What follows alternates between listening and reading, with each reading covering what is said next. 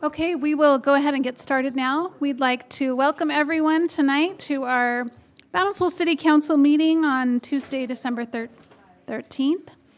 We will be pleased to start with the Pledge of Allegiance given by Lisa Fifield. In honor of one nation under God, please stand for the Pledge of Allegiance. Ready, begin. I pledge allegiance to the flag of the United States of America and to the republic for which it stands, one nation, under God, indivisible, with liberty and justice for all.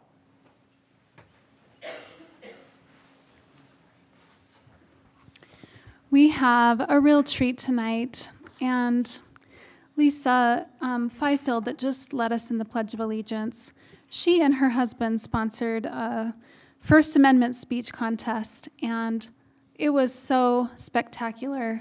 They sponsored this contest, and there were kids from all over that were giving their speeches at the state capitol, and I was so amazed. I learned so much, and so we have 3 Bountiful residents that were participants in this contest that are here with us tonight to give their speeches, and we will hear from them in this order. We will hear first from Fred Philpott, and then Maris Roberts, and Benjamin Brimley.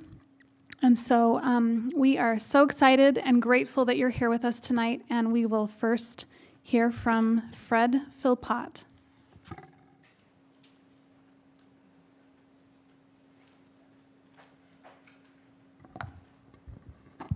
All right, I'm Fred Philpott. I'm a sophomore at Bountiful High School, and within the First Amendment speech contest, I chose to speak about the freedom of religion. Few things define the United States of America more than the First Amendment to the Constitution within the Bill of Rights. Within this amendment, the freedom of religion is more important to me than anything else. The freedom of religion greatly defines the way I live and act in my everyday life, and without it, my life would be significantly different. I wouldn't be able to worship the God I believe in or practice in my own home what I believe to be right. The Founding Fathers firmly believed in the freedom of religion, as was evident in their daily lives. When Alexis de Tocqueville, a French jurist, visited the United States in 1831, he stated, "In France, I had almost always seen the spirit of freedom and the spirit of religion marching in opposite directions, but in America I found they were intimately united." He was astonished at how we could combine freedom and religion in perfect harmony. When thought about in a broader context, God gives man unalienable rights, rights that cannot be taken away from us. When we are denied the freedom of religion, we are denied the ability to realize those rights. In the book, The 5,000-Year Leap, Skousen says, without religion, the government for a free people cannot be maintained. I would like to end my speech with a quote from Thomas Paine's famous pamphlet, Common Sense. "These are the times that try men's souls. The summer soldier and the sunshine patriot will in this crisis shrink from the service of his country, but he that stands it now deserves the love and thanks of men and women. Tyranny, like hell, is not easily conquered, yet we have this consolation with us. The greater the conflict, the more glorious the triumph. What we obtain too cheap, we esteem too lightly. 'Tis dearness that gives everything its value. Heaven knows how to put a proper price upon its goods, and it would be strange indeed if so celestial an article as freedom should not be highly rated." Thank you.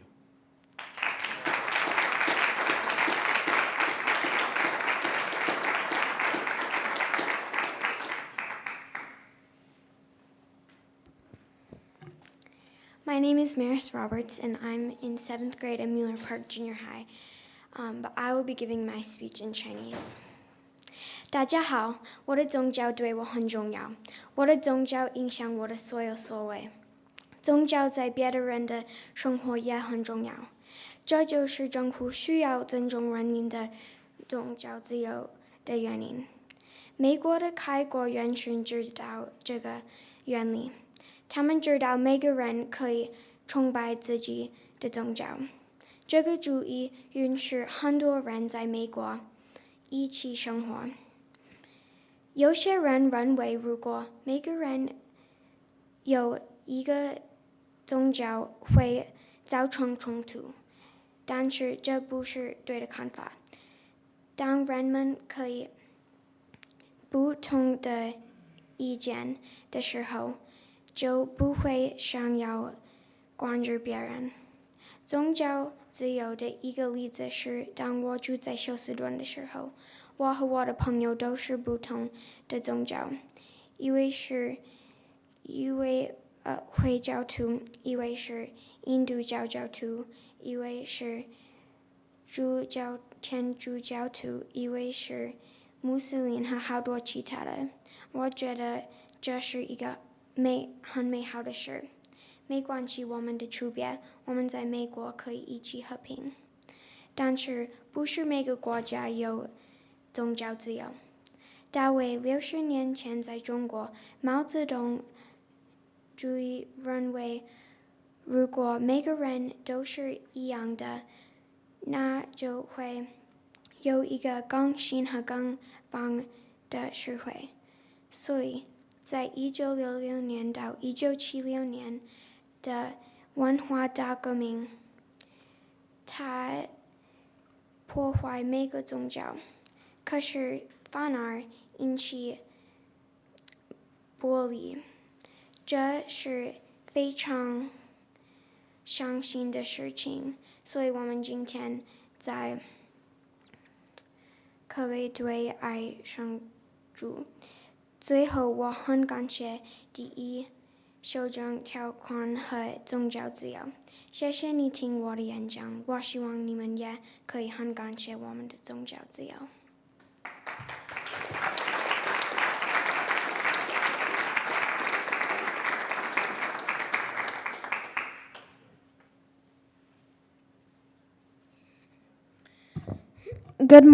Good evening, everyone. My name is Benjamin Brimley, and I am a second grader at Liberty Hills Academy.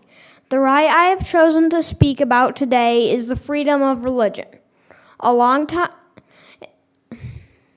In the First Amendment to the Constitution of the United States of America, 5 rights are protected, including the freedom of religion.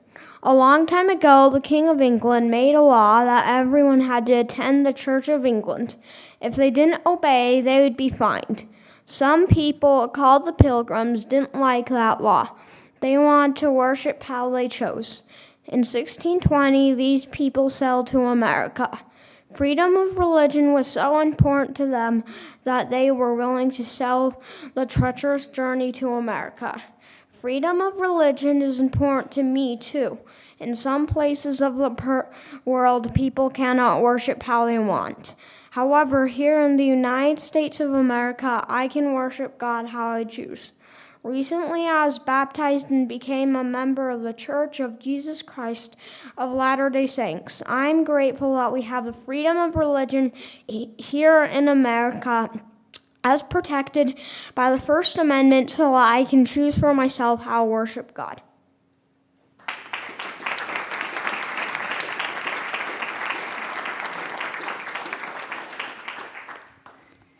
Thank you so much, Fred and Maris and Benjamin. That was so impressive. As part of this contest, they could choose which First Amendment right they wanted to speak about, and it was so impressive to hear those tonight. And for being here with the snowy weather, we are just really grateful for you, and we're thankful that you live here in Bountiful and that you went to the trouble to write those speeches and to present to us tonight. So thank you so much for being here. Let's give them one more round of applause.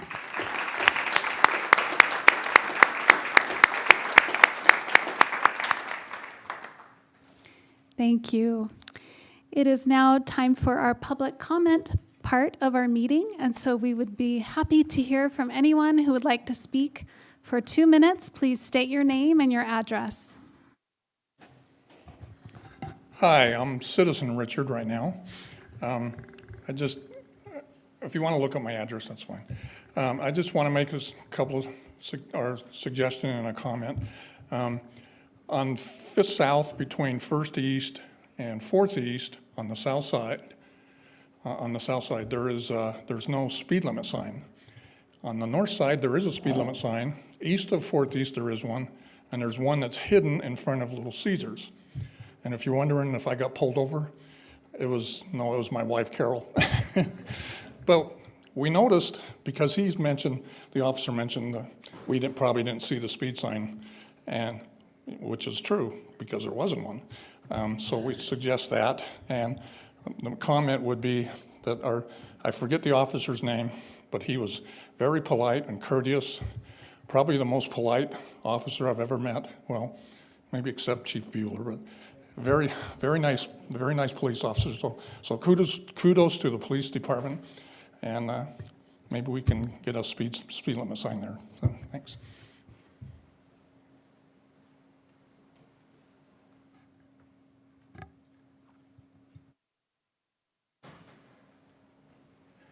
Gary Davis, 2814 South, 500 West, here in Bountiful. Oh, citizen Gary Davis, I guess. Kudos to the police department, yes, fantastic. And most people don't know how polite and professional they are because they don't deal with them, which is a good thing. Anyway, two things. First off, 50 minutes to talk to the council. Oh, that could be dangerous. That could be fun. Second thing, on the agenda are a lot of things about consider approval of. Consider approval of, so on and so forth.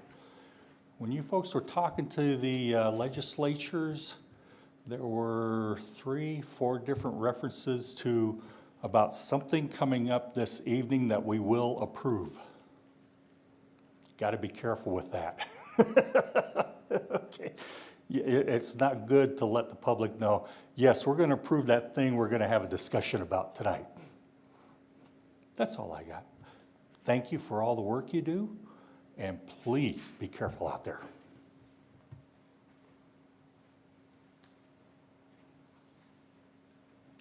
Is there anyone else who'd like to speak? Hi, my name is Caitlin, and I live at 1286 Sundance Circle. I'm here today to advocate for a family member of mine who plays an important role in my life and in the lives of my family and others in the community. I'm here today to plead you to see through your own personal stigmas and biases that you may have towards her. She is my pet pig, Lola. I adopted Lola in the fall of 2021 after a horrific dog accident, a horrific dog attack in my previous hometown of Hiram, Utah. The owners of 2 large dogs had let their dogs roam the streets at night. These dogs were licensed and approved within the city code. These dogs came into my own backyard where my children play and viciously mauled my 2 brand new baby alpacas to death. This happened right after going through painful divorce. My medical doctor had determined that an emotional support animal would be beneficial to help me getting through my debilitating anxiety and depression. But dogs were not an option for me for obvious reasons. I am terrified of dogs. After doing much research, I was surprised to find out that mini pigs make a great second choice to dogs. Pigs are very intelligent, very clean and loving animals. They make amazing pets for dedicated and responsible owners. Currently, city code, including Bountiful, have laws prohibiting pigs within city limits. In fact, the actual wording is hogs in most codes, which are by definition swine that reach 120 pounds plus in weight. It is understandable that outdoor farm pigs should not be allowed within city limits to prevent unsightly pens and odors from invading our neighborhoods due to unsatisfactory dwellings for pigs that are made by man. However, micro and mini potbelly pigs, which Lola is, should be the exception to the rule, and the law should be updated to reflect the difference between livestock and domestic pets. Obviously, pet pigs would have to abide by the same codes and regulations as other domestic pets like dogs. And that's all. Thank you for your time. Thank you. Any other comments tonight? Thank you very much for your comments. We will now consider approval of minutes of previous meetings. So moved. Second. All in favor? Aye. Any opposed? That motion passes. We will now move to council reports, and we will start tonight with Councilman Higginson. Nothing tonight, Mayor. Thank you. Thank you. Councilwoman Segura Bar. I would only like to remind everybody that the Bountiful Museum has Santa on Monday nights. And he will be there if you want to take your children or anyone who is still a believer. You can take them there from 4 to 6. And the last time to have your visit with Santa will be on Monday, December 19th. Thank you. Councilwoman Price Hewish. This is just a little reminder that there is the Gingerbread Festival going on right now at the Bountiful Art Museum. I've said that wrong. Sorry. I'm having a little brain blip right now. Oh. Anyway, go to the Gingerbread Festival at BDAC. Oh my goodness, thank you. The BDAC. Wow, that was embarrassing. I am sorry, BDAC. I know who you are. I was just having a brain blip. The BDAC, Bountiful Davis Art Center, and it is really, really cute, and you won't regret it. Thank you. Yes, I will just report that the South Davis Sewer District has an opening for a board position. So if there's anyone interested in serving on the sewer board, the sewer district, it's a great board, and there's an opening now if anyone has that specific expertise or interest. Councilman Bell. I don't have anything tonight. Councilwoman Bradshaw. Thank you. I do have an update on the South Davis Rec District and their budget. The South Davis Rec District met last night, and I brought a couple budget pages from their packet, which I brought a couple extra copies if anyone in the public's interested, or their packet information is available on the South Davis Rec District website or on the Utah Public Meetings page if anyone is deeply interested in looking at it in total. Before I get to that, I did notice that Charles joined us, and today happened to be both a snow day and garbage day in my neighborhood. And I'm always amazed when those two things collide. I recognize they do all the time because it snows on different days of the week. But when it snows on my particular garbage day, I'm always amazed at his crew who was out there doing double duty, plowing our roads, picking up our garbage. I, in particular, today was impressed at the person picking up the garbage on my street. My street has a slight decline as it enters 400 North. Garbage trucks are heavy, the roads were slick, and I was particularly impressed at how careful, as the garbage truck driver approached the stop sign at the end of my street before 4th North, knowing that his truck was very heavy and was very carefully braking and stopping to make sure that he did not slide into 4th North during the middle of that impressive snowstorm as it kind of hit peak commute hours. And it just reminded me of just that his department is out doing this important double duty that for me only happens on Tuesdays that they collide, but I recognize it happens on other days of the week for other parts of the city, depending on your garbage day. Back to the rec district. I've reported in the past that there have been some budget challenges at the recreation district. The pandemic deeply impacted the revenues of the recreation district, which come both from property taxes paid by all residents and the fees from patrons of the rec district, whether they're monthly memberships or fees to play junior jazz or different activities that take place at the rec district. As we've gone through this budget process over the last year, you'll see that one of the pages I copied for you is that we're still seeing that total revenues are not yet back up to where they were in 2019. Of course, 2020 and 2021 are very difficult years and kind of, quite frankly, throwaway years in terms of accounting because of different restrictions and shutdowns and limitations due to COVID. So 2019 becomes that last normal benchmark year. And the total revenues are still not quite keeping pace with 2019. At the same time, you'll see that the total expenses are exceeding 2019. And so it's continuing this challenging situation of having expenses that are exceeding revenues. At the same time, again, one of the charts I've copied for you here is the reserves and the cash trend at the district, which has continued to be, quite frankly, very alarming and scary. As I've served on this board for the last year, has been very concerning to me to see the cash reserves fall into the negative, quite frankly. So there's been a significant push on behalf of the board, several of which are new from the other 5 cities, to address this imbalance. Some of it may be that people have changed forever how they use the rec district in buying daily passes versus memberships, but maybe some of it will change back, we don't know. So as we went through the budget, there have been some efforts to increase various fees to help cover costs.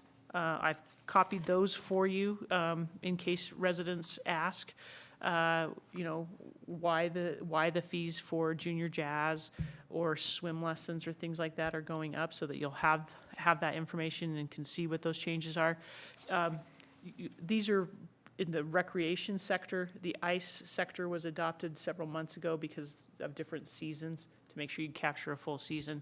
So I wanted to make sure that you had those so that you were aware, as well as changes to how the family passes are handled.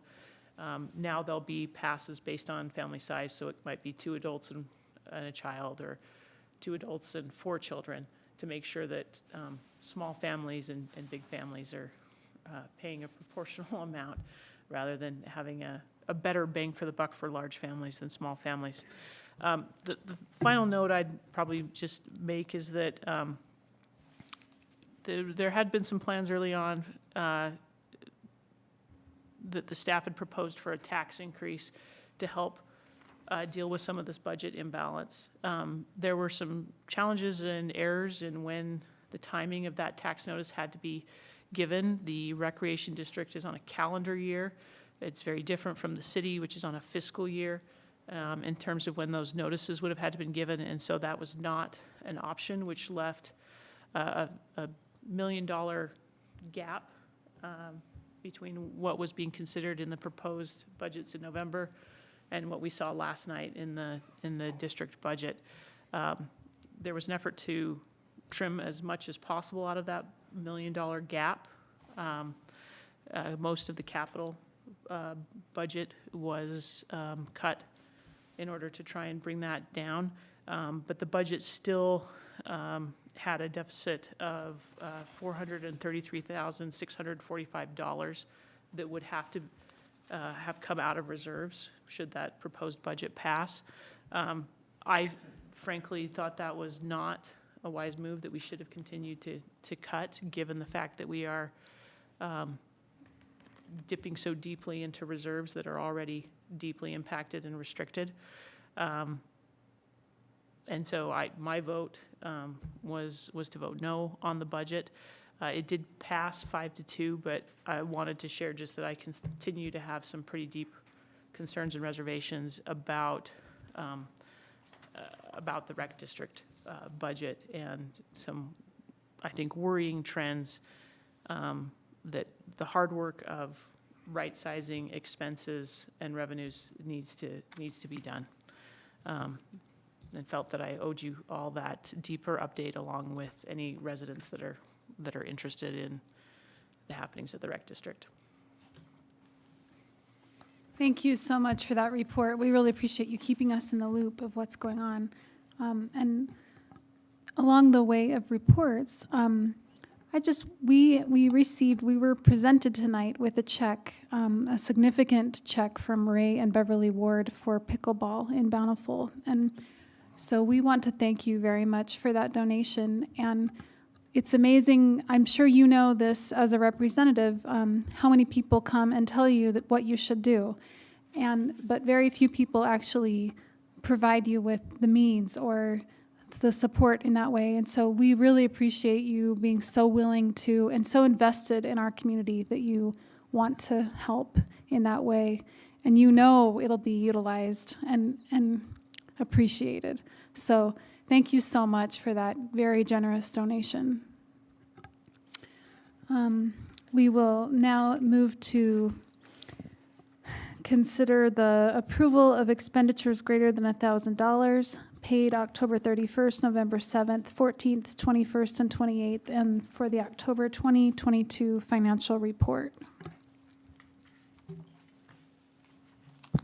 Mayor, I'd make a motion to approve the expenditures for October 31st and November 7th, 14th, 21st, and 28th, along with the October financial report. Second. All in favor? Aye. Any opposed? Thank you. And now I have the honor of being able to appoint Jamie Duster to the Bountiful Community Service Council for a 4-year term. And I would just like to ask Jamie to stand, just so we can see who he is. So Jamie's here, thank you. And also Brian Scott, that's our chair of the Community Service Council. And of course, we know Richard Watson and Casey, of course. And, okay, we have a lot of support here tonight. Thank you. We're so excited to have you, and I got to have a conversation with Jamie on the phone, and you're going to be a great asset. We're excited that you're willing to serve. So we would like to ask that he be approved this 4-year term, and we're thankful that you're willing to serve. So that appointment will take place with the new year, and we really appreciate your willingness to serve. So moved, Mayor. All in favor? Aye. Any opposed? Excellent. Thank you. Welcome to the Community Service Council. We'll now consider approval of the public notice of Bountiful City Council meetings in 2023. Mr. Gary Hill. Thank you much, Mayor and the council. In your packet on page 35 is a, excuse me, not 35. Whoa. 37, 2 pages later, is a meeting schedule for the upcoming year. Under Utah State Code, the city council is required each year to give public notice of its annual meeting schedule. The city council can, of course, meet when it wants. For the last many years, the council has met on the 2nd and 4th Tuesdays of the month. We've included a schedule, pardon me, for the next year that indicates this same schedule with the exception of December 26th. You can, of course, at any time change this meeting schedule to add or cancel meetings as you see fit. So tonight, what we'd be looking for is simply an adoption or acceptance of the 2023 calendar year schedule for the city council.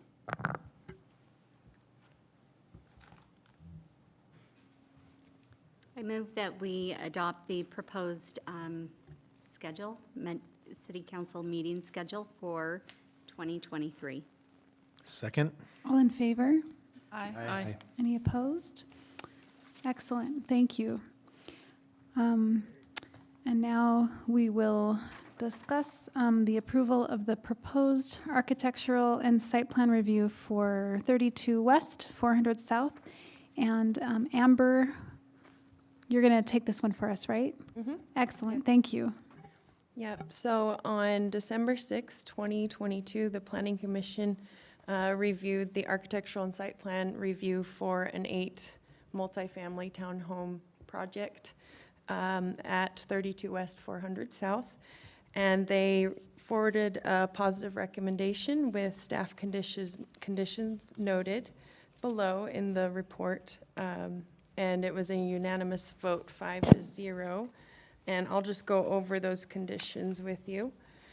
They recommended approval subject to submitting a city-approved recorded copy of a shared cross-access parking and dumpster agreement between the 3 adjacent parcels. The garages shall be used for parking and not living/storage space. Satisfy and meet all department review comments and sign a development agreement. Mayor, I have a question, if I could. Sure. Amber, I was a little surprised by recommendation B, that the garage is used for parking and not living in storage space. It wasn't the living space that surprised me, but the storage space. While my husband and I have a definite garage agreement that there will always be space for my car, I just had never seen that as a requirement, and I was curious why that particular element made it into this agreement. There's a big concern with parking on the streets and downtown, so they wanted to, the council or commission saw that as a major concern, and so they wanted to make sure that those spaces assigned for parking were going to actually be used for parking. Is the parking study for this development thin on parking? No, they have enough parking on site between the 3 different parcels. If I can just add to that, and correct me if I'm wrong, Amber, but if we don't count the garages as parking spaces, then it doesn't meet the requirements of the ordinance. Correct. But I'm curious, have we ever done that on a different townhome development where we've said you cannot use your garage as storage space? I'm not to my recollection, but I'm not sure we've ever had one that the garages were required for it. We do have one that was back when you were on the commission, Councilmember Higginson, I think, that I don't remember if that one by the cemetery, if the garages were part of the. They are. I'm sure they are. And that has been a continuing issue of concern for neighbors, that the parking is not being utilized, and so that was another reason for it, is we've had issues with some other similar type developments where they're not using that as parking, and it's caused problems. If I could jump in. I was just saying, do we reasonably think we're going to inspect and decide if someone's got too much junk in their garage? Only if their car persists outdoors on the street when it shouldn't. So we were involved in a project like this in Cottonwood Heights as well with the tandem parking. And the tandem parking is cumbersome for the homeowner. In fact, speaking to some of the folks that live down here by the cemetery that also have the tandem parking, they don't like it. But it meets the code. So the bottom line is, we want to, they have the same restriction in Cottonwood Heights that is being proposed for this as well. And I think it's reasonable given the cumbersome nature of the tandem parking. People are going to have a lot of motivation to not park behind each other and maybe see an opportunity to fill that space with something else. But So the only time you've seen it used is in an additional tandem parking versus the traditional side-by-side parking me garage? personally, yes. I would also add that the developer, who I don't think is here tonight, was fully on board with it and said that he would actually enforce it. He's going to retain ownership and lease, and that he said that he would enforce it. So I understand there's 3 parking spots per unit? It's actually just under 3, because 2 are required for the unit and 0.25 required for a visitor space per unit. So they have to have 2 extra for the 8 units. And that's going to be shared with the lot to the east. The thing that caught my attention, that we're requiring more parking stalls than we are bedrooms. And it just seemed maybe a little out of balance. If a single individual lives here with 1 car, they can't use. And the parking's based on the number of bedrooms. So these are 2-bedroom units. So that's how we got the calculation. So if it was a 1-bedroom, we wouldn't have required what it is, so. Okay. Thank you for answering those questions. Great questions. Any other discussion on this?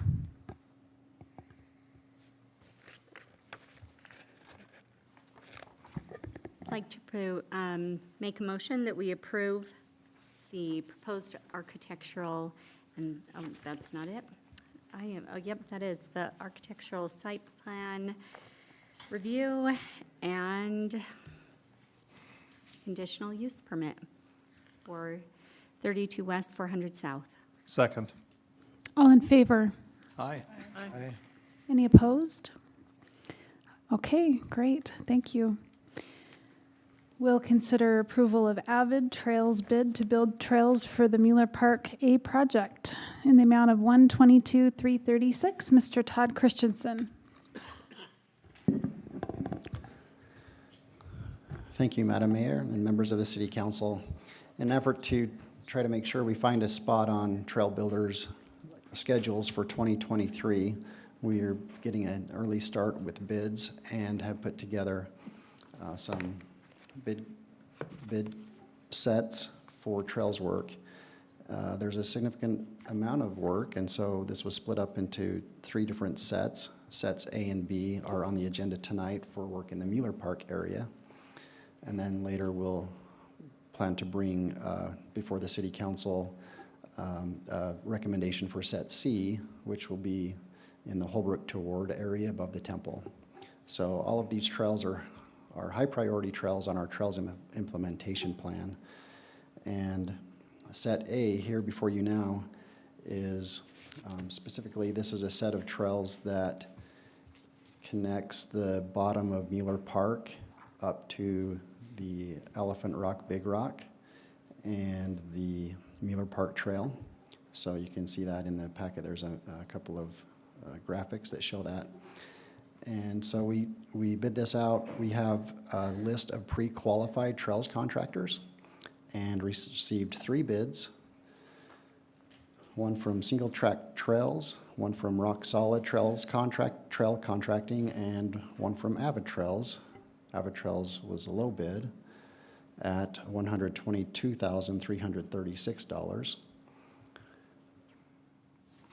Of note, there is an additive alternate item that we asked for a price for the hiking only trail from the Big Rock down to the creek. So that's the one that will parallel the biking only. With our implementation plan has shows a hiking only parallel, well, not exactly parallel, but a hiking only option and then a bike only option. So we are still up in the air as to how to move forward with that hiking only trail in terms of building. That we have decided to continue to consider options for that particular item. So that's not part of the base bid total. With Avid Trails, we do have some experience with Avid Trails because they do have a current contract with us. They're the contractor who is building the Holbrook to Ward Trail. Some are calling it the Bountiful Shoreline Trail or the Bonneville Shoreline Trail. It is one version of a Bonneville Shoreline alignment, but we're not calling that because the county is not paying for it right now, but they could ultimately take over that trail. Avid Trails installed the bridge in Holbrook Canyon back in, well, about a month ago or so. And Avid Trails has also done the work for Davis County on the Bonneville Shoreline Trail from North Salt Lake to Mueller Park this year. And they have a little bit left of that to do, but for the most part it's done. So they have a lot of experience in this area and we have some experience with them. Generally, we're pleased with their work. So the staff recommendation is to accept Avid Trails bid for Set A, Mueller Park A project at $122,336. I have a quick question. First of all, I've never been so excited about a section of trail as I am this directional trail for Mueller Park. This will be significant for the user conflicts we experience in Mueller Park. I think it will make everyone's experience hiking to Elephant Rock better, whether you're hiking it or biking it or trail running it. I think it's going to be significant. What factors will lead to pulling the trigger on the hike only option? Is it Forest Service NEPA process? Is it funding? What are the kind of the hangups or the metrics that you'll use to decide if you want to exercise that bid option? We want first to find out whether the Forest Service wants to build that. We have in our agreement with the Forest Service that possibility that they could build it.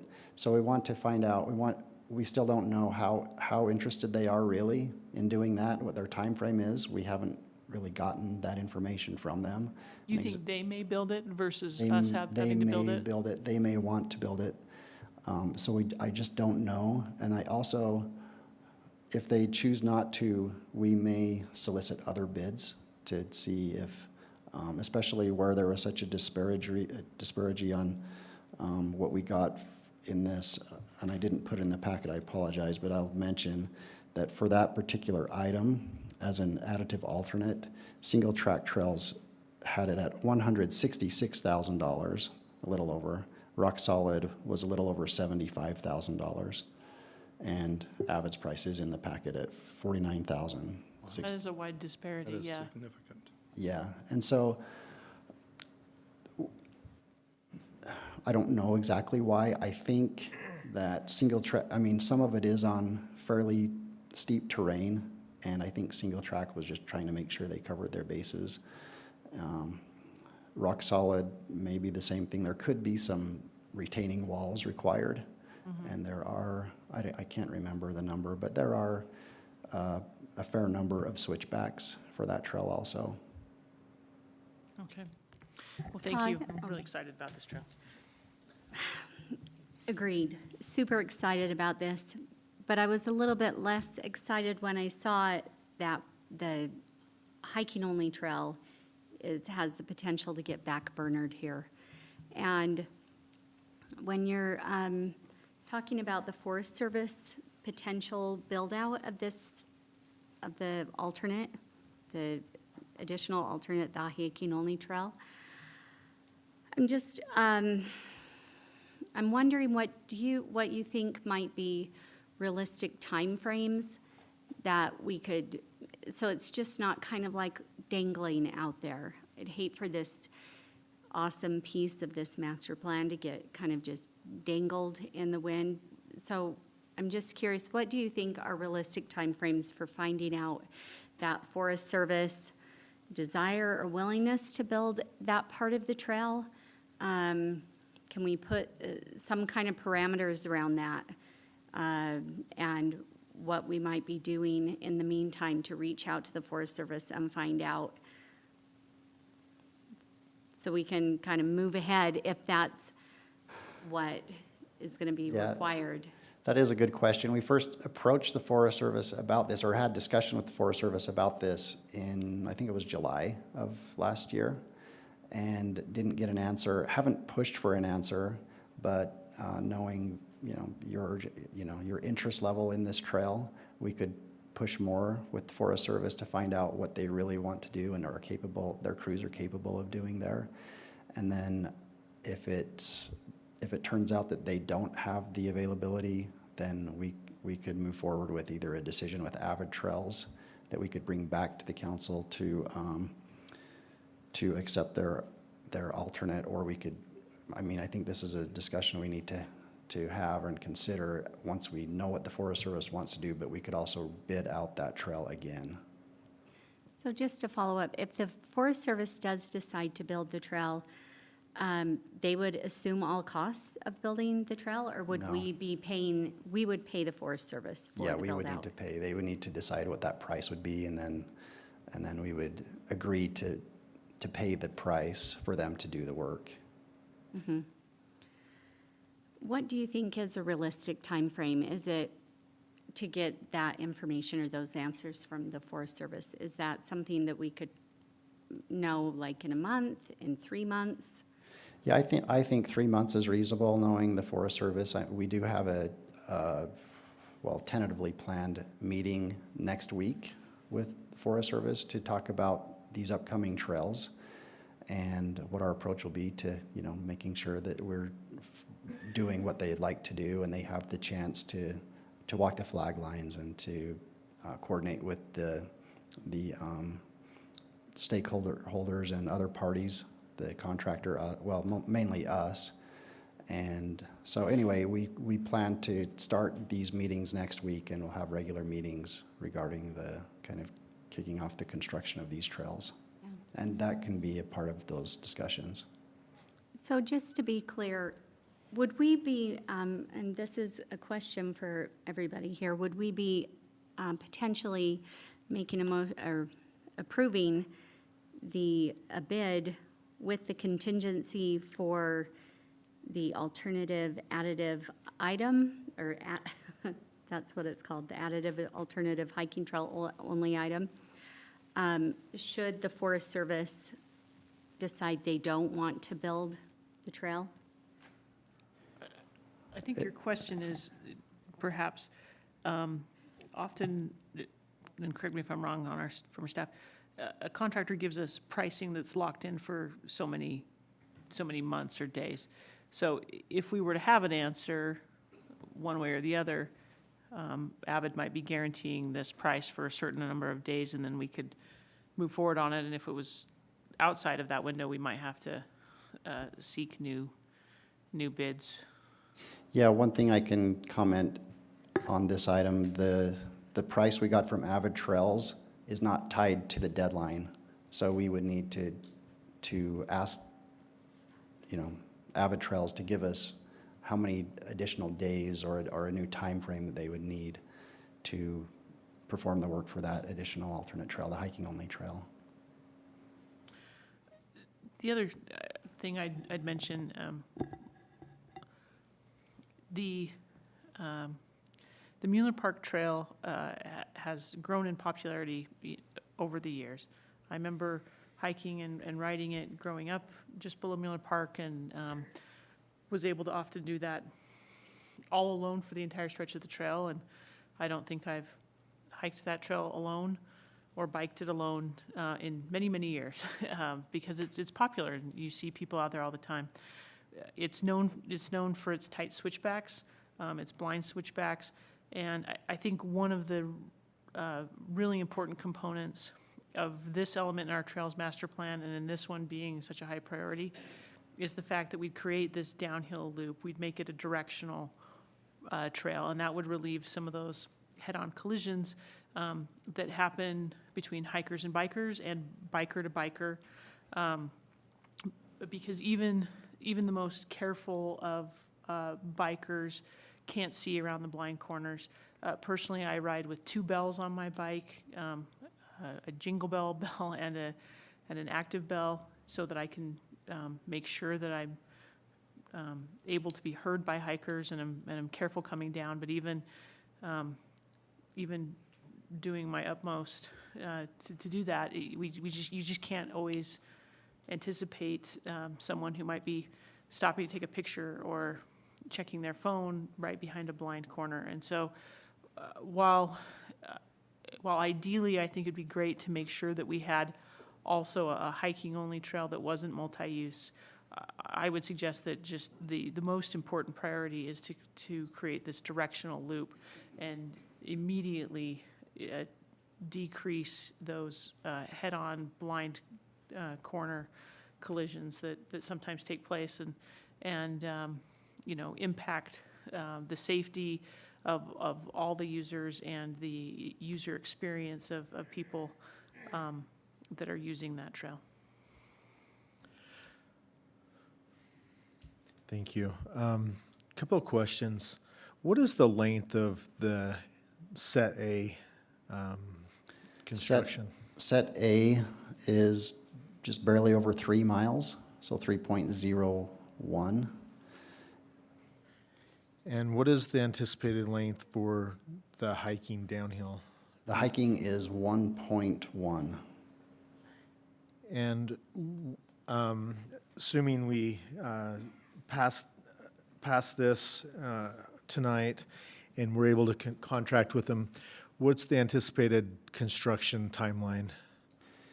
The project documents have a deadline for October 31st. To be completed. And both of these sets, Set A and Set B, have some trail length that can be started as soon as snow is no longer on the ground.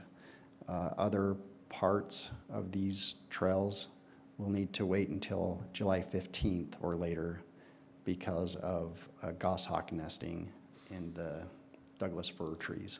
Forest Service restrictions? Yes. Okay. Well, if there's no other questions regarding this, sounds like you might have I one. just have one.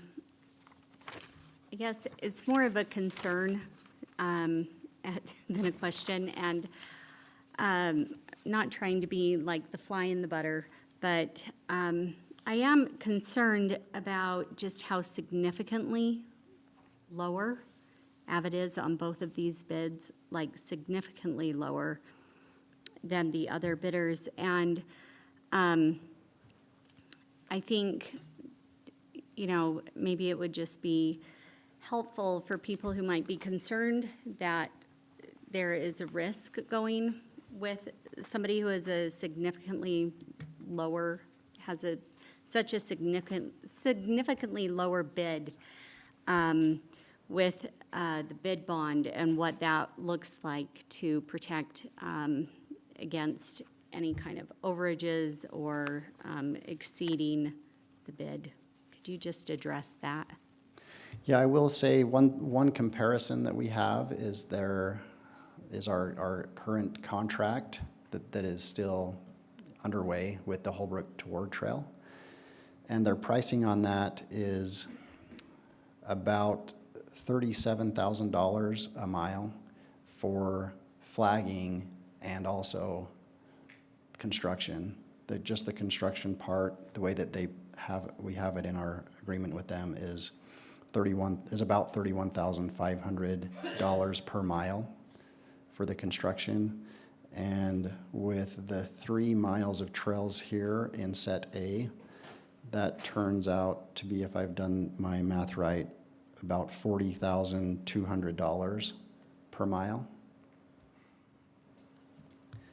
So they are higher than what they're, what our current work underway with them if on a per mile basis. Mm-hmm.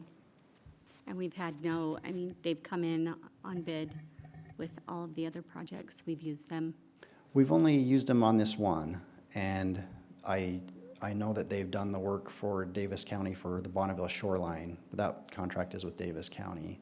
I understand, if I remember correctly, talking with Jeff Euler at the county, it seems like they gave us the same pricing for our Holbrook to Ward project as they have with the county for their work on the Bonneville Shoreline Trail.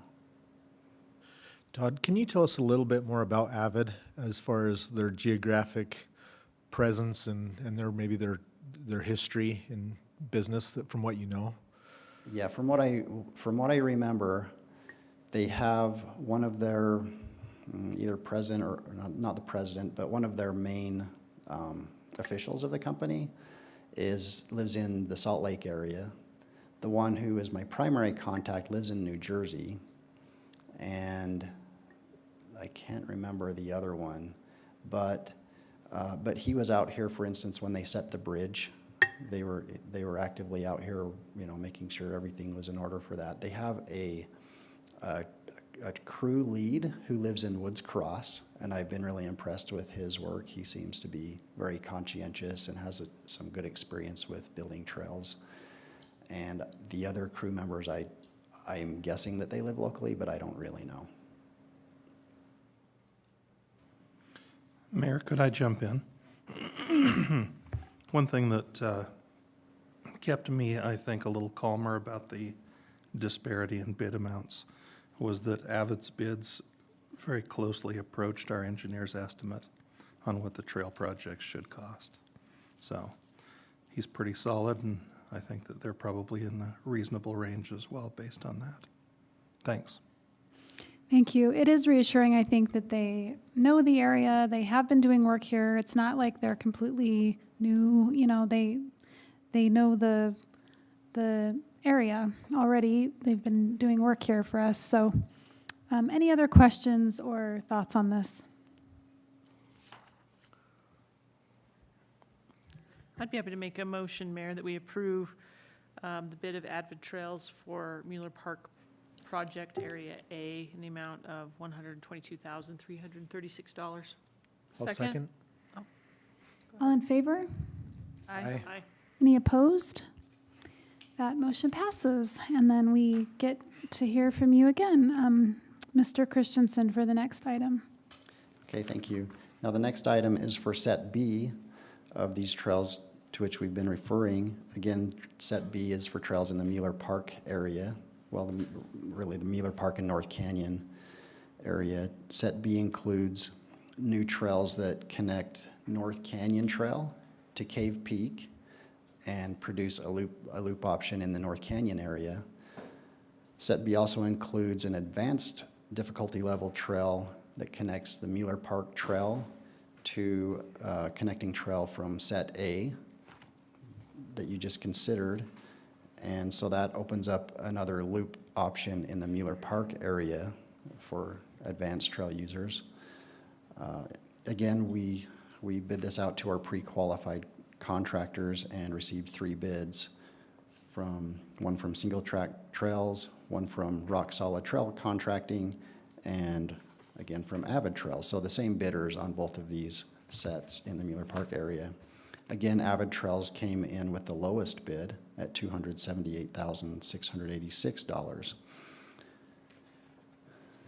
And so the staff recommendation is to accept Avid Trails' bid for this set B, at $278,686. Thank you. What questions do you have, council? What's the length on this again? The length on set B is 7.7 miles.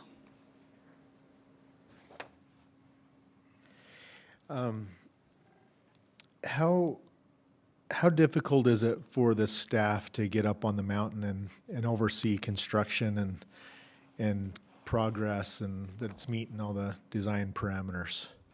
And I know it's That would be very time consuming. So, and I think I know what you're getting at, and it may help for you to know that we currently have a request for proposal that is out for a trails project manager who would help us with inspecting the trails, coordinating work with the contractor, the U.S. Forest Service, and give regular updates to Bountiful City. We're asking that this trails project manager personally visit each trail under construction twice a week while the trail work is underway, because you're right, it takes a considerable amount of time sometimes just to get to where the work is being done and back to the office. So that's why we've decided to, with a lot of work going on, we could potentially have 3 or more trails under construction at the same time, and it will take a lot of time to check to make sure that those trails are meeting what we intend for those trails to meet. do you anticipate that Avid will be building these concurrently? Yes, they've already. I've spoken with Avid about about their bids here, and let them know they know that they are the apparent low bidder, and from what they the person I spoke with, my contact, took it back and they talked amongst their leadership of the company and decided that they would have 2 different crews working on these trails. Okay. That's what I've been told at this point. And the individual that would oversee this from the city's perspective, is that an employee or a consultant? That's an outside. It'd be a third-party consultant, yeah, and one of the requirements is that they are independent. So Avid Trails is not eligible for that role. Okay. So it's somebody who's going to have a dream job of spending all summer biking and Kate- hiking between 2 projects. I may apply. Kate and I might be applying for this. How many hours do you anticipate? What is the RFP? How does it describe this position? It describes it.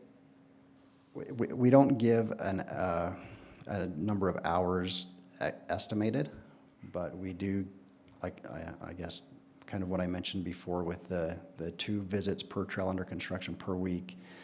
We've put in the RFP that we anticipate trail construction to be through the months of starting at the beginning of April and continuing through the month of October. And we've asked for regular updates with the city. We've asked for inspecting against the standards that are in the project documents, which include the U.S. Forest Service standards. And we asked that they walk the flag lines to become familiar with the trail before the trail construction begins for each trail. And we've asked for, all the coordination work be done. So they organize the coordination meetings with contractors, with the city, and with the Forest Service representatives. I think it's a great idea and will help staff continue to use your time pursuing the other things. So, great idea on that. Todd, can I say one more thing? Thank you for all of the time and dedication and heart and soul you've put into trails and helping us as the city's voted, the residents have voted to approve the bond money, and we've got funds to spend and to build trails, and you're doing a great job implementing that. Thank you. Thank you. How are we coming with you using the funds and the timeline required for the bond? I have Can you some speak to that a numbers little bit? on what we've spent so far, what's currently under contract, and so I'll just briefly go over some of these numbers. A lot of the cost that we've incurred is for some preliminary work, like planning and design from IMBA. We've had a few different contracts with IMBA for master planning, for planning the Mueller Park. It actually started with planning the Mueller Park North Canyon Trail Network, and then it expanded to a whole kind of master planning effort so that we could be in a better position for grant funding. They've done the most recent flagging work for trails between Holbrook and Ward Canyons. They just completed that this October. And then we had some environmental work to help expedite things with the Forest Service. And then we've had Avid Trails build the Holbrook Tour Trail. We've had them place the bridge. So to date, all of those things together is about $275,000. We still have work under contract with Avid Trails and also with Elite Landscape, who is building the Summerwood Trail. And so if you add those numbers combined with what I just mentioned, that totals $439,000. And then with these two sets, Set A and Set B, construction projects, the total is $840,000. And with there are 3 bridges that some of these trails in Sets A and Set B are dependent upon. So I didn't mention much about that. I wrote a little in the staff report, but those are still under review by the Forest Service, and have been prodding them for a response because they are beyond the time frame that they indicated they would give us a response on our bridge submittal package. But with those bridges, that adds another roughly, just guessing because I don't have solid numbers, but roughly $450,000 for those 3 bridges. Are those numbers that you just gave us, those are just the raw costs? They don't necessarily take into account what the fact that we have money from the UORG grant for this particular Right. work. They're just the grand total. Yes, correct. Thank you. That's helpful. Thanks. Any other questions or discussion on this item? So, sorry, one more. I know this is a little bit of a distraction from the agenda at hand, but did the Forest Service keep us from building that Holbrook connection this past year? I know we approved funds like 2 months ago or 3 months ago to build the Summerwood to BST, and the Forest Service then said we want to oversee it, is my understanding. Okay, the Summerwood Trail? Yes. They did not prevent us, no. They slowed us down a little because when we had basically the go-ahead, they said, okay, and then we had a contractor which was Elite Landscape, after we bid it and no one bid. So I guess that whole process slowed it down a little. But then once we did have a contractor, we needed to do preliminary weed control. That's one of the things that they require with weed mitigation. So they require a 30-day ahead of construction weed control work. So we had to wait another 30 days from that time to allow our contractor to start. And then our contractor started, but then was busy trying to juggle another project too. So he didn't really get very far before snow was on the ground, and then we couldn't work with snow on the ground. Okay. One more question if I could. Does engineering need an e-bike to be able to keep track of these projects? 2, 3. Lloyd's got the answer. Okay. I think there's some legal compliance that needs to happen there too. Oh, it needs to be on the agenda? No, legal needs a Oh. bike to ensure compliance. Absolutely. Yeah. So moved. I think there's also some spot checking that's going to be necessary by Council members. by council members. So I'd like to make a motion that we approve Mueller Park Beast project in the amount of $278,686 for Avid Trails. Second, with a thank you to Councilmember Bell for getting us on track again. All in favor? Aye. Any opposed? Excellent. Thank you. Thank you very much. Okay, we will now consider approval of extending the PUD plat and the site plan approvals for Deseret First Credit Union to June 14th. Move to approve.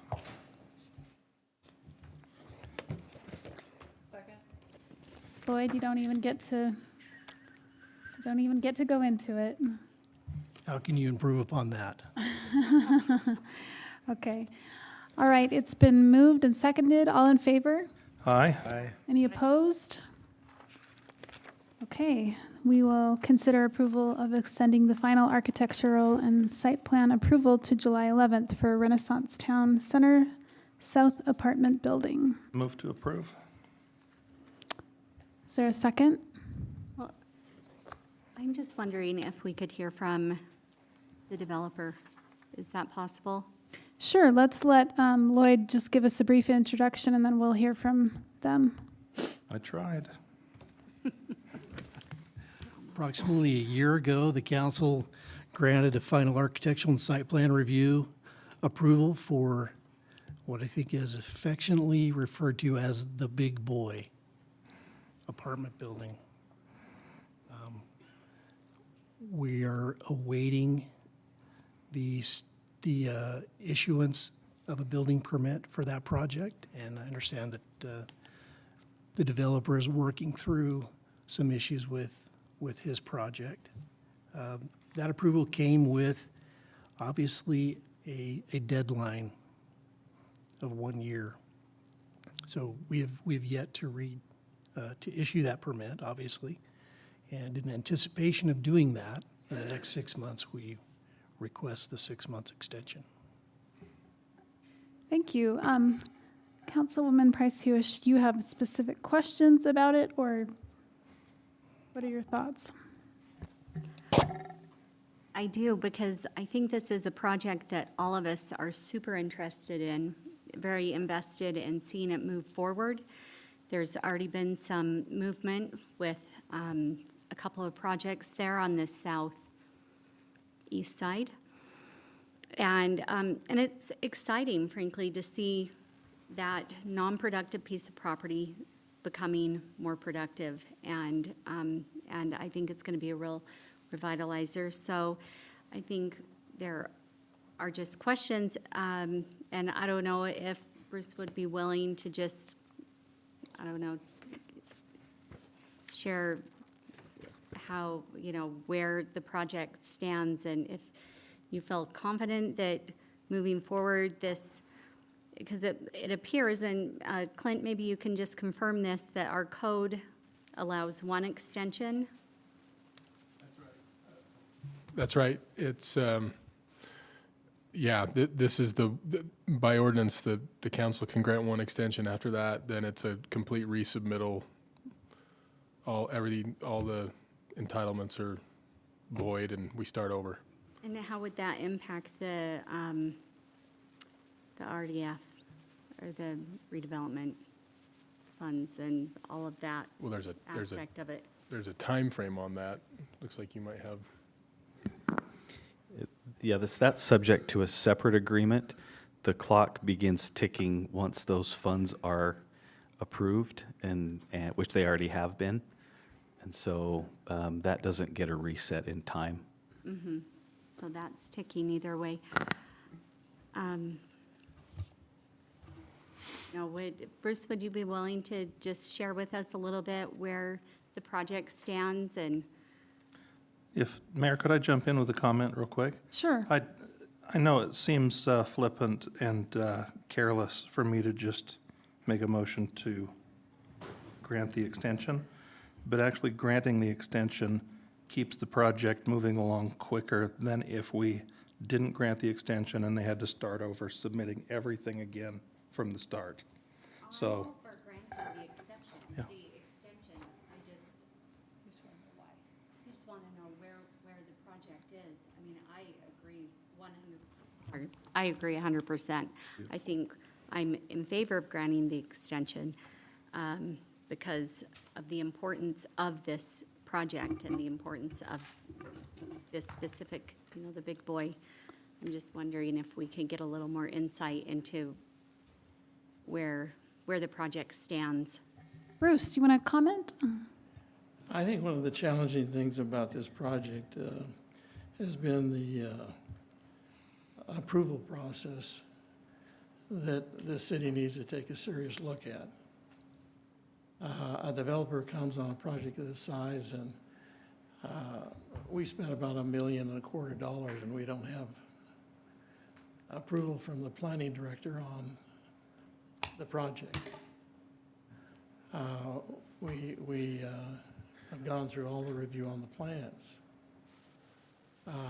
They were finally approved, but it took I think this time frame where you basically default the project is not fair to the development or the community or the funds that are invested.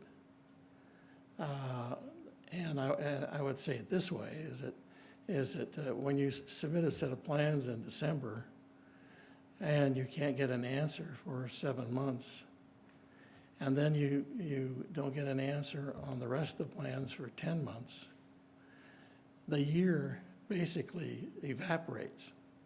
On the developer's side, you can't fund a project unless you can get a building permit within a certain period of time of the closing of your loan. Matter of fact, they won't close a loan without a building permit because too many lenders have gotten burned by communities pulling the rug out from underneath the developers, underneath the project that they have lent on. So I think to approve a project, to hold approval of the project of a planning review until after you have basically got total finished plans is out of whack. And I think it strongly needs to be looked at, okay, from both cooperation and development of the city. Now, I've received tremendous cooperation from city officials. I'm not complaining about the way we've been treated. And I want to make clear about that. But I think this year is basically been very discouraging, particularly when the capital markets started reshuffling and you couldn't do much about it.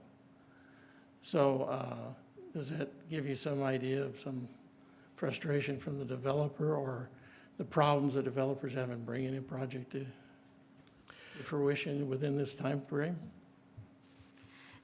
That does shed some additional light that I think is helpful. And so I just want to reframe what you're saying. Is what you're saying that you're waiting on everything has been approved or submitted and you're waiting for approval from the city? What I'm saying is basically this: when you give a year and the review process takes up 9 or 10 months of the year, you're not giving the developer much time to perform his task before it evaporates. It's very difficult to do that. So right now we're in probably one of the more challenging times of financing that I've seen in the last 20 years. And I wish I weren't in that market. I wish I would have been able to act sooner. But nonetheless, we're moving forward. We have a lot invested, we're moving forward, and we'll continue to move forward. But I wanted to Bruce, I have a question for you. open that up for you. There are really important timelines that we need to hit under state law and obviously being responsive to developers who are dealing with market pressures. Have you submitted a complete application to the planning department? Or has the application and documents that you've submitted been deemed incomplete? Because I think that's a really important thing we need to know, is if there's a complete application and we're not hitting timelines, that's really important for us to know. If the application has been missing something while you're working on something, and the staff's waiting on something, and when we're in that gap, I think that's a different problem to fix, but a complete application would really give me some cause for concern. So that's what I'd like to know. I want to be careful that I'm not taking a shot at my supporters and my associates that are in the planning department or the city engineers department. This is a large project. The capacity of the city to review those plans, I don't think the capacity is there on your staff, or if it was, it would take an undue amount of their time so that they can perform the other duties they have. And so when you go in one of the more challenging business markets I've seen in the supply chain and shortage of labor, et cetera, with subcontractors, it takes a much longer period of time to review it. So the city elected to go to an outside firm, and even that firm took longer than we thought was reasonable. But they did a nice job. They're very thorough. I don't have any complaints about the job they did. It's just the length of time within the constraint that the city has put. And that typically is all right, but during the last few years, a year is not enough to be able to get a project off the Can I ground. ask, when did you submit your full application to the city? We submitted the parking structure plans in December of the previous year. The plans were lost because of the conversion over, where they were resubmitted through the computer system in early January when we discovered that. Of 2022? That is correct. Is the parking permitted separately from the full Yes. building? Okay. Uh-huh. So you have a completed parking application in January of '22, and then when was the completed building plan submitted? Ballpark's just fine. I'm sorry, for which permit? Because we have the Structure. parking structure. Yeah, so parking structure and then the residential structure. I don't have the exact timelines on those. I know that currently we're waiting for redesign information on the foundation for the parking structure. And once that information's received, then we could proceed to issue that permit. But subject to that, if we don't make that change, we received a final approval. I think it was in around June, wasn't it? Yeah, I think that permit is ready to issue it. Yeah, correct. So there's, So that took about a 6-month review for the parking structure. The actual plans for the building were about 10 months. So there are a couple of things at issue here that, and we can actually find the data, but I think there's a question of how long has the city held the application, and how long has it taken the applicant to submit the corrections back? And we can find that out. Yeah, it didn't take long for the architectural firm to work with WC3 and. Well, I wouldn't say that's exactly accurate. I mean, I have to take some exception that this is all the city's fault. I'm not saying it is. What I'm saying. But what you are implying is that it is primarily the city's fault that the process has taken so long. I'm saying the size of this project with the environment of the time and the capacity of farming it out was longer than would ever be anticipated normally during normal building time. The ordinance is set up for normal building time. Thank you. I just want to interject and say that I know that there was a meeting that took place with representatives from your from your development and city That was, staff. Mayor, that was someone else. Oh, okay. Thank you. Well, despite whatever the problems are, right now what we're considering is an extension for this project. And so I'd just like to put it back to the council to see if there's an appetite to have to give an extension in this case. Mayor, I'd be happy to make a motion to approve the extension for 6 months. I think everyone is interested in seeing this project move forward, not having to hit restart, since we've heard that this is a complex project and it's a significant component of the overall development. Separate from the motion to move forward the extension, I think we all want to ensure that we are efficiently and handling applications. And so if we're not efficiently handling and meeting timelines for completed applications, it's something I personally would want to know. I'd want to hear from the developers, and I'd want to hear from the staff on those timelines. It sounds like there might be a difference of opinion on that. So since it's not the topic of the agenda item, I would love to just hear about that from both perspectives outside of this particular agenda item. And I'm happy to second that motion. Can I ask one question? Bruce, do you have any concerns about submitting and getting approvals in the next 6 months to move forward? You have concerns, you always have concerns in a type of a. Do you feel like it's likely? Where there's a falling knife and trying to catch it, because we don't know what's coming around the corner. It's probably, we're headed into a period of time in 2023 that is very similar to 2008. And when things came unravel, you never thought it was going to come unravel as much. There's lots of predictions. Interest rates are up 45%. Families can't buy moderate income housing anymore. The latest survey I saw yesterday was out of 1,000 homes, there's probably 30 people who might be considered selling this year, which is the lowest it's been in years. Thank you. So the turnover of property, I mean, the whole thing is in commotion. I'm optimistic because there's one section of the market that will move forward, and that's multifamily. Single family is going to be a real challenge. A real challenge. Thank you. You're motivated to move forward. Oh, yes.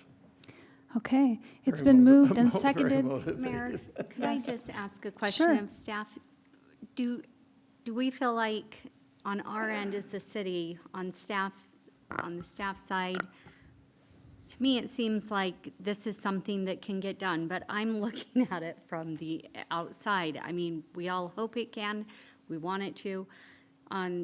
To Bruce's comment earlier, do we feel like we have the capacity to move this forward, and as he moves forward, that we can try and meet this looming deadline? I think that's great. Thank you, and I hope we can get it done. Great, thank you. It's been moved and seconded. All in favor? Aye. Aye. Any opposed? Great, thank you. And now we'll turn the time over to our attorney, Mr. Drake, to consider approval of a master license agreement. Thank you, Mayor. This is, we received an application from Verizon Wireless. I should say before we start that Verizon has been represented by Curtis Cox, who wanted to be here tonight, but last time I talked to him was about 3 o'clock, and he was sitting in an airport in Atlanta hoping to get here. His flight had been continuously delayed all morning, so I don't see him here. He told me he'd tune in online, so Curtis, I'm glad you tried, but with the weather, I didn't think that was probably going to happen. So just wanted to make note that he wanted to be here, but we've been working with Curtis and his team, Verizon Wireless, on our first small wireless facilities master license agreement since SB 189 that was passed in 2018. You might recall that the state legislature a few years ago, passed legislation basically requiring cities to allow small cell technology within the cities, and really limited the ability of what we can do with regards to regulation of those facilities. So we have before you, or you have before you, an agreement that was the product of many iterations. We've met both internally as a staff as well as with Verizon and their team to go over this license agreement. It's a good agreement. It's been used in other cities. We've tweaked it a little bit to meet our needs, specifically for Bountiful City. What it addresses are things like the term of the agreement, which is an initial 10-year period with an automatic renewal of 5 years unless we cancel. It addresses fees, both recurring and one-time fees. The permit process, which will be kind of a work in progress as we're working it out. I do feel lucky that this is coming through Curtis and his team. They've been really good to work with and very helpful. They've been through this with a number of other cities. And I look forward to kind of hammering that information out.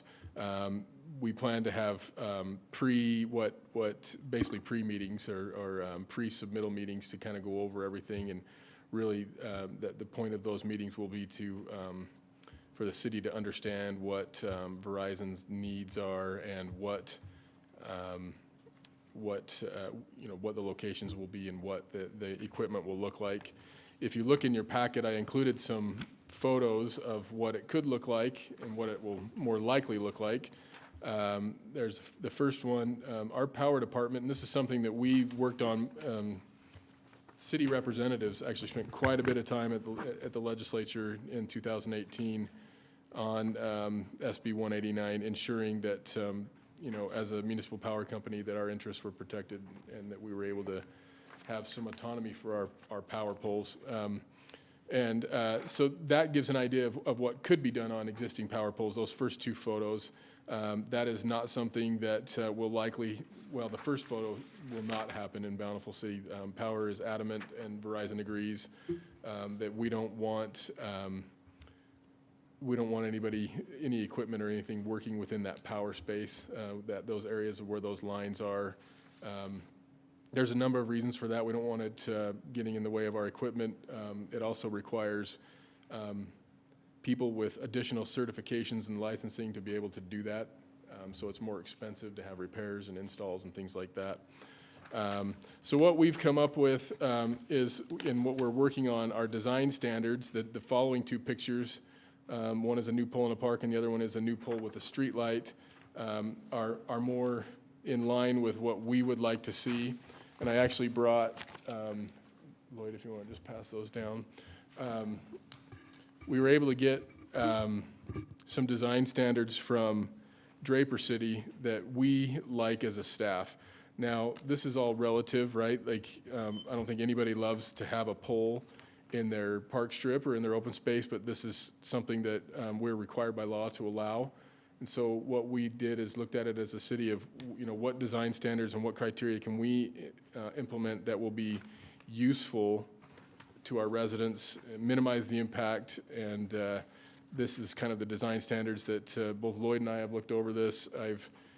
And the power department has looked at it too, and we're all in support of this. And so this is something of what we are suggesting. In fact, it may be exactly what we're suggesting as far as design standards. I haven't heard back from any comments yet from Power, and I just talked to him earlier tonight. It looks like this is what we feel comfortable with. It's got the power equipment and the metering inside the structure, so there's a minimal impact into the park strip space. It just kind of makes it more of a cohesive unit rather than having some of those that were included in the packet where the metering equipment and the stuff is off to the side. The other things that are talked about that are addressed in there are power metering and things that are unique to our city that our power department wanted. Interference, we made it very clear in the agreement that we have public safety equipment and things that are very important to us, and that they won't put anything in a space that's going to cause interference. with our public safety equipment, and that they'll work with us. We will, if we're going to put in new equipment, then, the agreement says that we would take reasonable measures to try and minimize that interference, but basically it's on them. If there's going to be interference with our equipment, they understand that public safety is our number one priority, and that's the way it would be. Also just talks about other things like maintenance, repairs and insurance. I'm happy to answer any questions you might have. Curtis said that the question I asked him if he thought that there would be any questions that he might get that he could give me the answer to and I could provide it. And he said the only one that he typically usually gets is, where are you going to start? And at where and when. And his answer was they'd like to start as soon as we're ready. No pressure to get us to move immediately, but I think we're really close on these design standards, and we could probably see some applications in the next month or two. And then the next one is where, and he said that that's a really difficult question because they know that there's a need in Bountiful for this type of coverage, but until they really get in and get their engineers in the city and do some testing, they don't know. He said that their first initial phase and what they're really looking at is the downtown area. They know that they have some needs there, and they want to build a more robust system within what he's calling the downtown area. So that would probably be a primary focus, and then I know that they've mentioned in prior meetings that there's some draws within our city that sometimes don't get overlooked. The larger cell towers don't quite reach those, and so they're looking to pinpoint some service that would benefit those residents that are in some hard to reach places. Any questions for me? Do we receive any revenue? Yeah, so there's recurring fees. It's all it's all through state law. That was part of SB 189. Is they really wanted to make sure that they could kind of have a uniform expectation of what fees the city will get. They do pay municipal fees and taxes, and we will receive some of that. There are application fees and some recurring fees for the polls. Thanks. Any other questions? Do we know a frequency that their plan or design would implement? I'm sure we do, but I don't know that. Okay. Lloyd, do you know that answer? Yeah, that's one I know that Curtis can answer really easily, but I don't have that. In fact, he was using the term today as I was talking to him, but I don't remember it off the top of my head what it is. No worries. I have a question. Say in 10 years, if the contract is not renewed, what happens to the existing infrastructure and the poles that are there? They've got to remove it.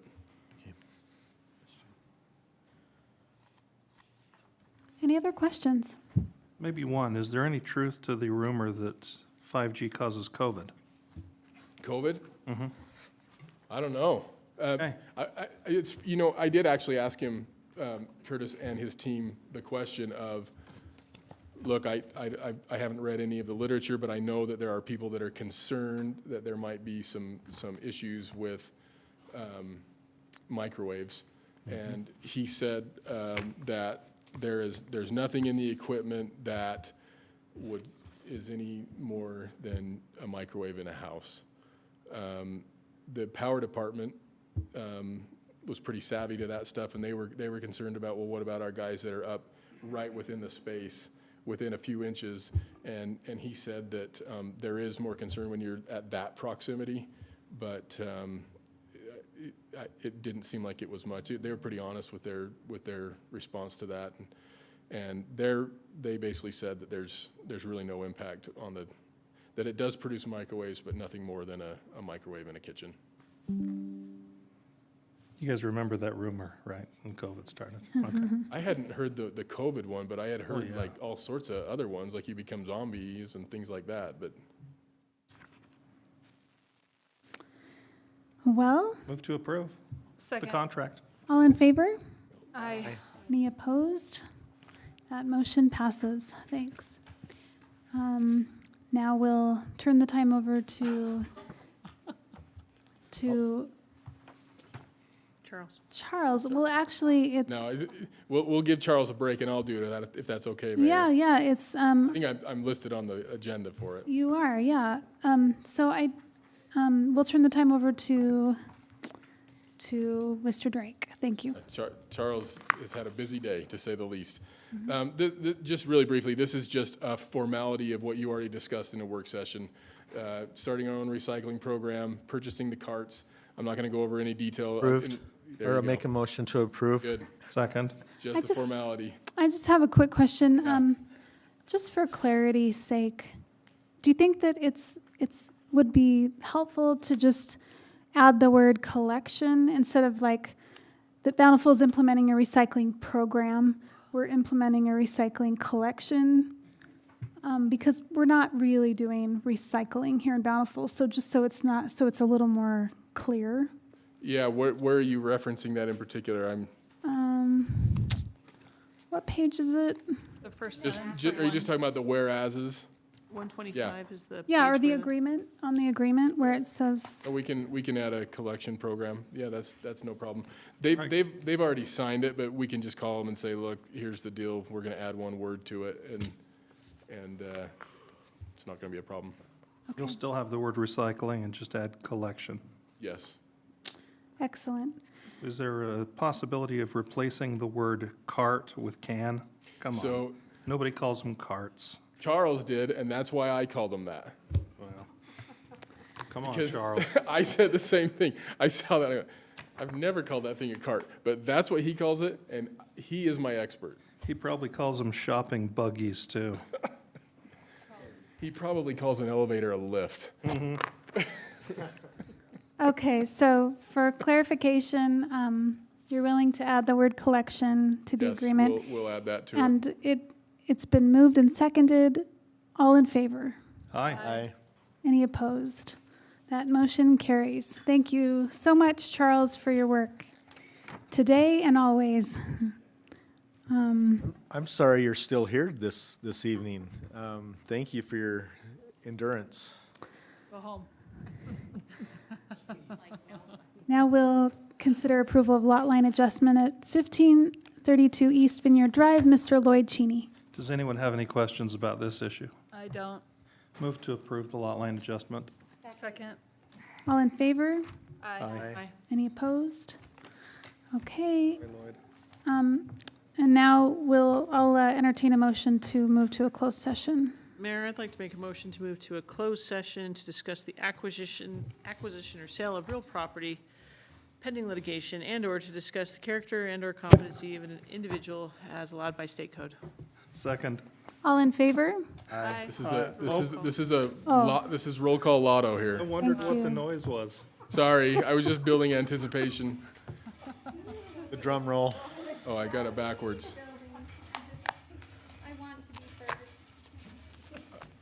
Well, we're struggling to get, there we go. Okay, Ball out and put lead in it. here we go. First one is Councilmember Price Hewish. Was that a yay and a yay? That was an enthusiastic yay. Councilmember Segura Bar.